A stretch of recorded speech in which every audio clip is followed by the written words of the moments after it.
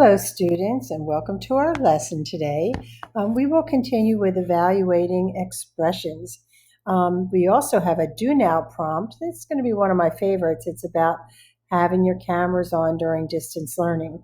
Our objective will be to continue evaluating expressions, carefully doing all those substitutions.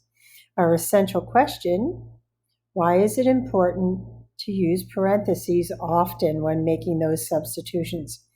Our assignment, first we'll answer the do now in Teams. And remember, everything is in our Q3 folder now. We will watch today's video and complete the 2 pages on evaluating expressions. We'll answer our exit ticket in Teams and show your completed work to the teacher. That is the most important thing. So we have an exit ticket. We'll fill in the blank. When evaluating an expression, it is a good idea to what? And I've already given you a hint in the essential question. If you don't finish, you can go ahead and complete your lesson for homework. Now remember, important notes. We want your camera on during class. Respond when your name is called. It could be the beginning, middle, or end of the period. And most importantly, show your work to the teacher on camera. And if you have a problem with that, with your camera, you can send an email, and there's my email address. We are now working on the third marking period, the third marking quarter. So let's get off to a good start. Make sure to show all of your work to the teacher. Listen, guys, I don't have X-ray vision and I can't read your mind. So if you don't show it to me, I have no way of knowing that you've done it. And so let's commit to excellence. You're doing this for you and for the person you want to be as you launch your own life. So also a reminder that map testing will begin on February 4th and 5th. So we start with our do now. And we had a lot of context this week about bullying. So that's kind of the context for our do now. So people who bully and harass others are sometimes empowered by anonymity, by the fact that, you don't know who they are. So I'm talking about online bullying. But how can turning our cameras on during class build a more accepting learning community? In other words, how can we remove the anonymity, and how can we become more, how can we become more of a community together? And as we become more of a community, I think we're less likely to see bullying and harassment. So I want you to think about that. I think that turning cameras on builds a learning community. And then because you're not anonymous, you have to be responsible for your actions. You don't hide behind that anonymity. We'll get back to our exit ticket. So we are evaluating expressions. So let's get started. We have 9a minus ab plus 5b if a equals 2 and b equals 7. So let's use parentheses so we can keep it all straight. Remember, a number and a letter is multiplication. 2 letters next to each other, multiplication. So we have 9 times a, which is 2, minus a, which is 2, times b, which is 7, plus 5b. So we do our multiplication and division before addition and subtraction. So this is 18 minus 14 plus 5b. Oh, I forgot to make that substitution there. Let's fix that. 5 times 7. So plus 35.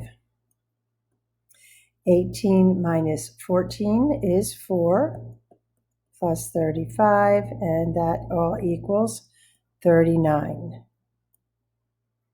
So here we have an exponent of 3, an exponent of 2. We have an r and an s, and we're going to substitute for r, -3, and for s, the 4. So let's use parentheses. So we have -3 to the third power plus 2 times 4 to the second power. Now this -3 to the third power, I want to talk about that. So that would be negative 3 to the third power is negative 3 times negative 3 times negative 3. Well, negative 3 times negative 3 is a positive 9. And then we have positive 9 times negative 3, and that will be a negative 27.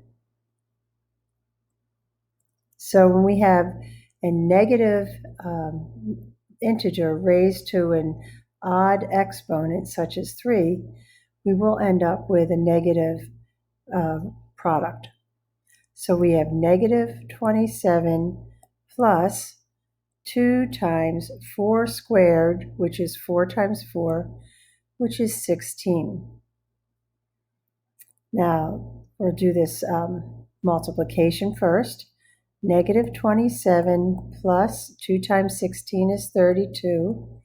And negative 27 plus 32 equals 5.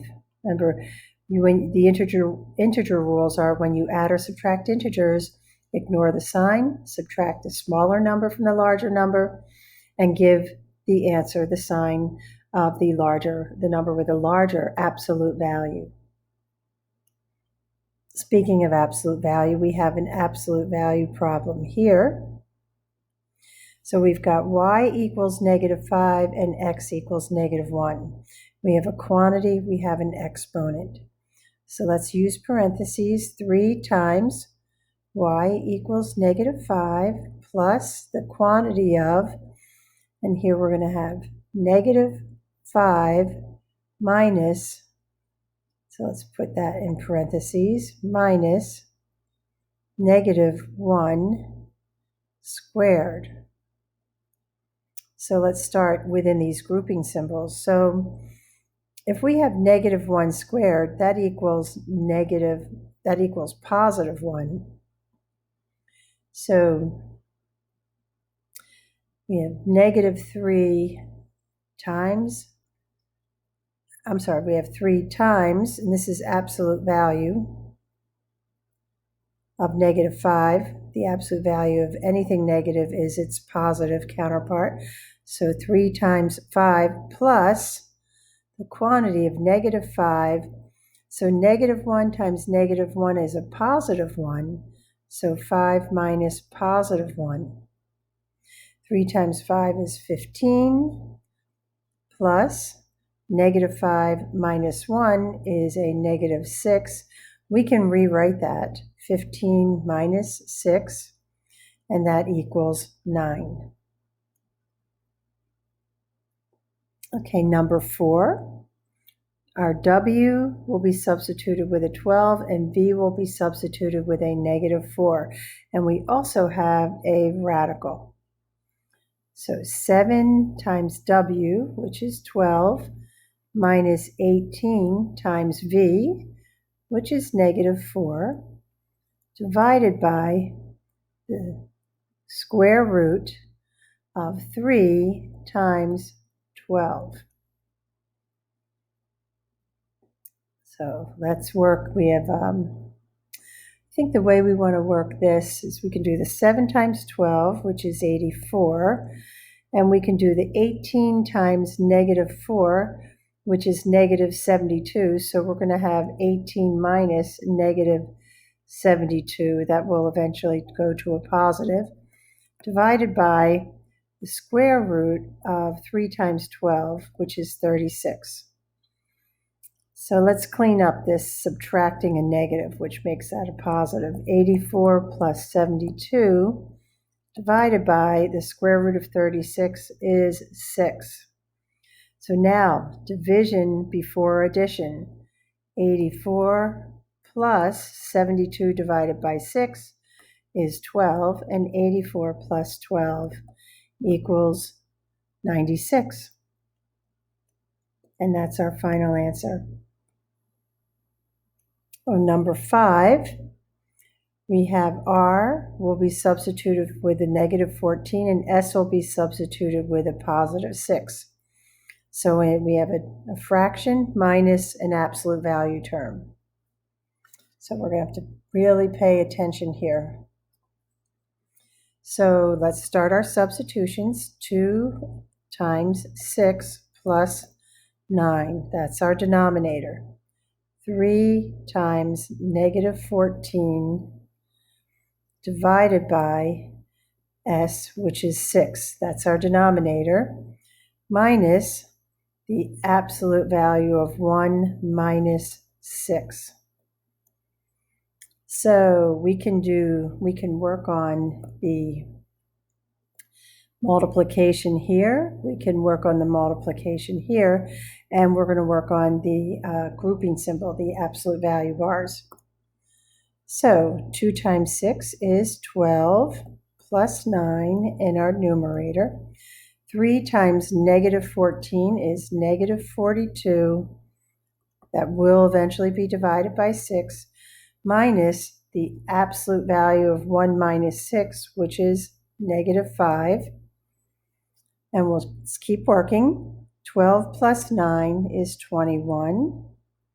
Negative 42 divided by 6 is negative 7, minus the absolute value of negative 5 is 5, so minus 5.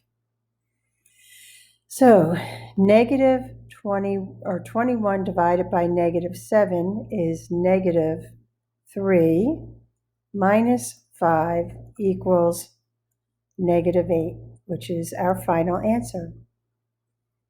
And now on to number 6.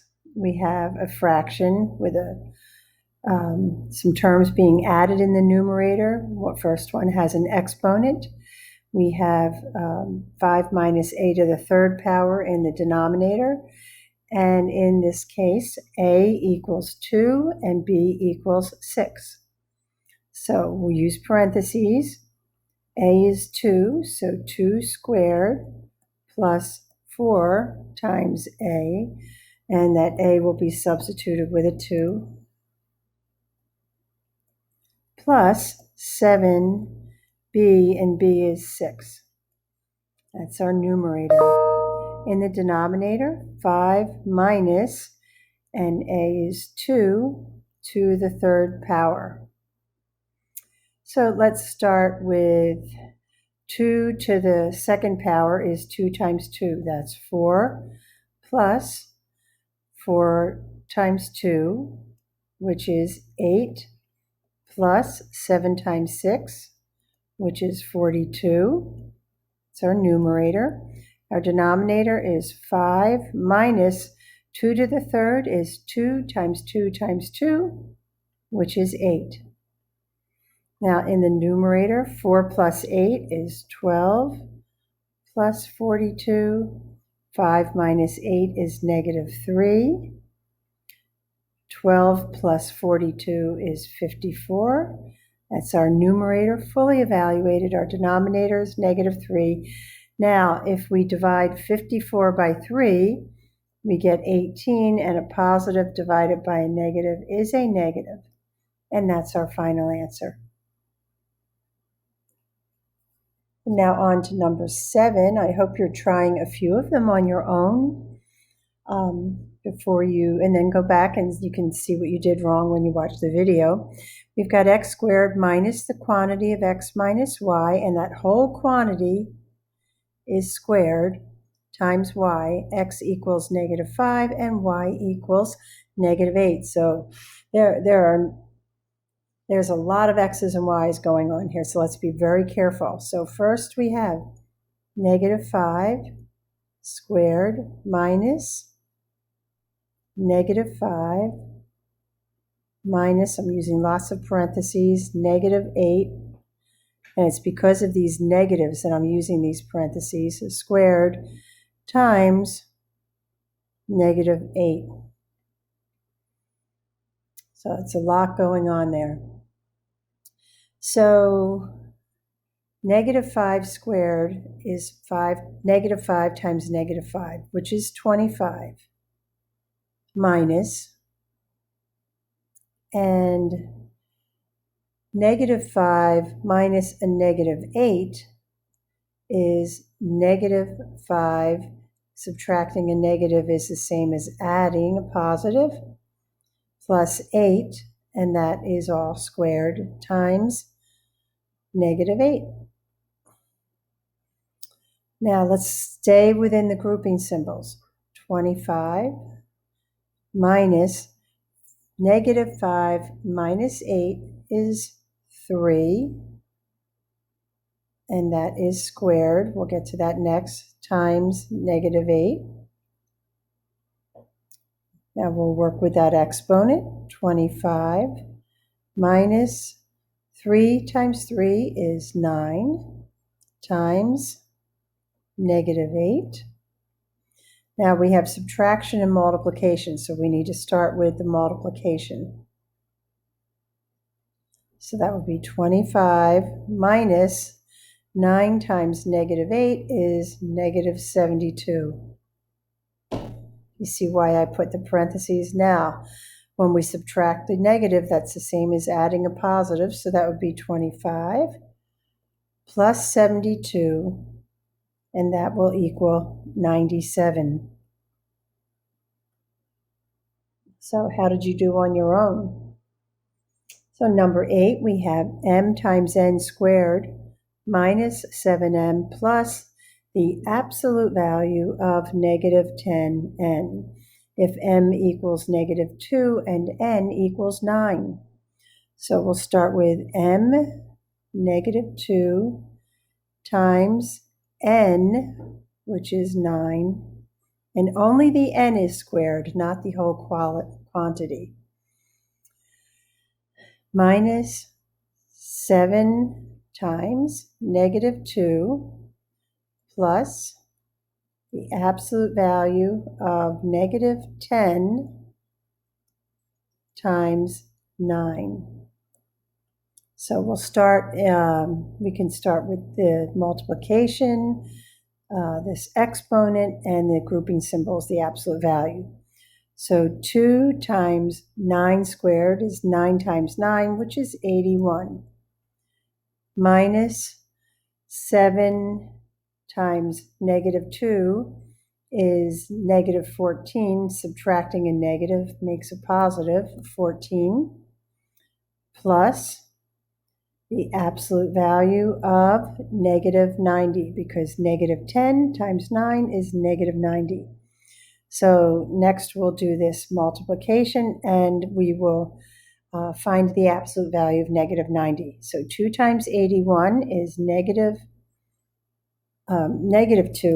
times 81 is -162, plus 14 plus the absolute value of -90 is 90.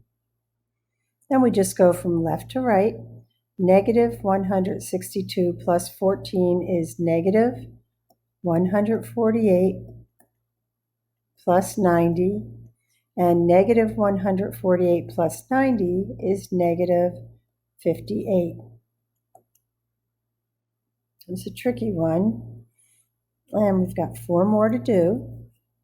So the next one is a radical. We haven't done a lot with these, but practice is good. C will equal 7, and we will substitute for D. We will substitute a 3. So we have negative radical parentheses, and C is 7 minus D, 3, and all of that is cubed. Then outside the radical, plus 4 times C and D, which are 7 and 3. So I think we should start with 7 minus 3. So negative 7 minus 3 is 4 to the 3rd power, plus, and we can multiply 7 times 4 is 28, times 3, and continuing on, 4 to the 3rd power is 64. 4 times 4 times 4 is 64, plus, and 28 times 3 is 84. And the square root of 64 is 8, because 8 times 8 is 64. So the square root asks, what number times itself will give me 64? So, and then the whole thing is we take the negative of it. So we have negative 8 plus 84. Negative 8 plus 84 is the same as 84 minus 8, which is 76. And number 10. So we have one substitution, k equals negative 12, but we make it in two places. So we have 3/4 times negative 12, and that is squared, which means it's times itself, plus 2 times negative 12 minus 29. So let's start with negative 12 squared. Negative 12 times negative 12 is 144. So 3/4 times 144 plus 2 times negative 12 minus 29. So 3/4 times 144 is 108. Let me make a sidebar and show you how that works. We can take any whole number and put 1 under it. So we have, let's see if 144 is a multiple of 4. I believe it is. Yep. So 4 goes into itself once. It goes 144 36 times. And 3 times 36 is 108 over 1, which equals 108. Okay, so 3 times 44 equals 108. And then we have plus 2 times negative 12, which is negative 24 minus 29. So we can rewrite this as 108 minus 24 minus 29. So 108 minus 24 is 84. And we have our minus 29, and 84 minus 29 is 55. And that's a final answer for number 10. So the last two. We've got a fraction, and we're going to substitute 2 for p and negative 3 for q. So let's start with the numerator. 3 times p, which is 2 to the 5th power, plus 10 times q, which is negative 3 to the 2nd power, over 7 times p, which is 2 plus 1. So we'll start in the numerator with the exponent. So 2 to the 5th is 32. That's 2 times 2 times 2 times 2 times 2. So 3 times 32 plus 10. And negative 3 times negative 3 is 9. So that will be 10 times 9. And in the denominator, we have 7 times 2 plus 1. And moving through, 3 times 32 is 96, plus 10 times 9, which is 90. In the denominator, 7 times 2 is 14. And we have that plus 1. 96 plus 90 is 186. 14 plus 1 is 15, and it will not divide into it in terms of a whole number, but we can divide both of these numbers by 3. So 186 divided by 3 equals 62, and 15 divided by 3 equals 5. So we can call that 62/5. We could also divide 62 by 5, and we know that 12 times 5 is 60, and we would have 2/5 left over. So we can call this 62 fifths or 12 and 2 fifths. Either answer is correct because we weren't told whether we have to use an improper fraction or a mixed number. So the last one, we have x equals 3 fifths and y equals negative 1/2. Just work carefully. 5 ninths times x, which is 3 fifths, minus 2 thirds times y, which is negative 1/2, plus xy, plus x, which is 3 fifths, times y, which is negative 1/2. You've got to be very careful with this kind of a problem. So I'm going to start with 9 fifths times 3 fifths, 5 ninths times 3 fifths, which will give me 15 45ths. And then I'm going to do 2 thirds, so minus 2 thirds times negative 1/2, which would be negative 2/6. And then to that, I will add 3 fifths times negative 1/2, which will be negative 3 on the top and 10 on the bottom. So 15 45ths minus a negative 2/6 plus 3/10. I can rewrite this. Subtracting a negative is adding a positive. So I'll rewrite that.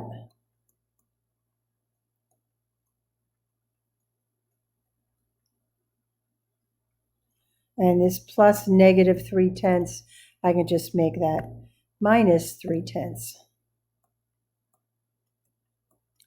Now, I'm going to need a common denominator.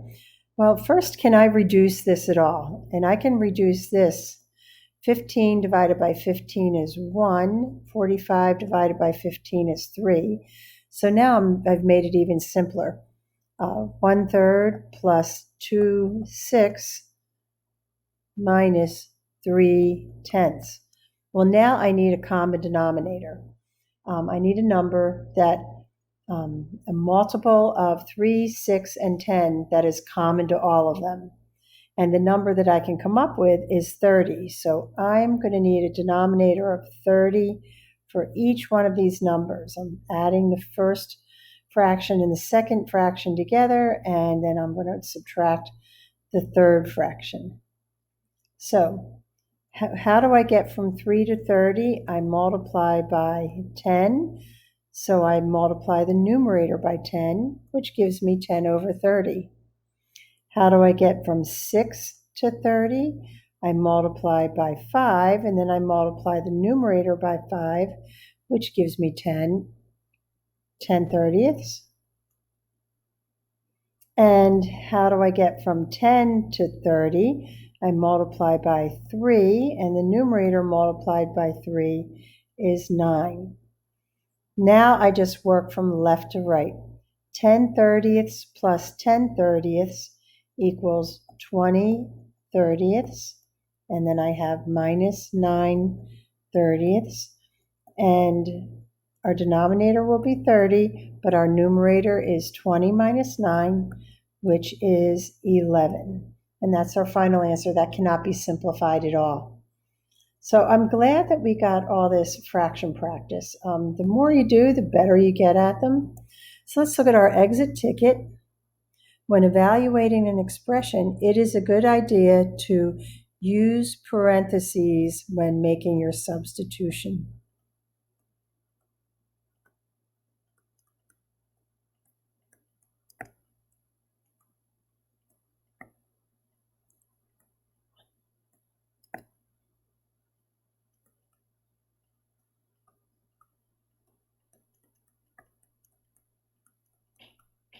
And that's especially true with negative numbers because they can really get mixed up. And don't forget, When you subtract a negative, it is the same as adding a positive. That's where I see a lot of mistakes.